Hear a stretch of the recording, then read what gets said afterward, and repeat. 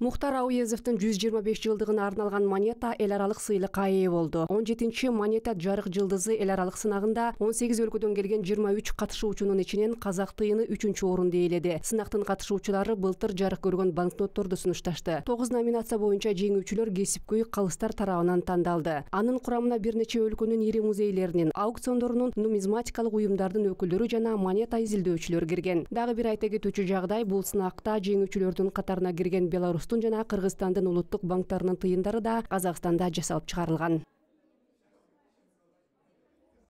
В этой номинации участвуют монеты, где не применены никакие новейшие технологии, не применены.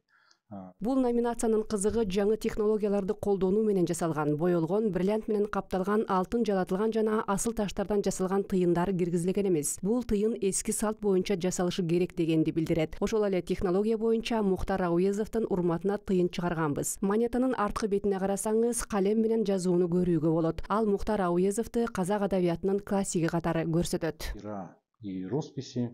Оно как бы олицетворяет, вернее, характеризует, наверное, статус Мухтара Ауезова как классика казахской литературы. Буга байланыштуу Казакстандын улуттук банкы жаратылыш сырлары жаңы сериясындагы коллекциялык монеталарды жүгүртүүгө киргизди. Татаал технология жана күмүш менен тантал колдонулган монета таңырлык тааным деп аталды. 500 нуска менен чыкты. Дизайнердин айтымында монеталар агартуучулук милдетти аткарат. Ал аркылуу адамдар өткөн цивилизациялар жөнүндө биле алышат. Таңырлык тааным тыйынында кереметтүү өмүр дарагы байтерек сүрөтү түшүрүлгөн. Мындан тышкары анын башында самурук кушу жана ажыдар орун тапкан.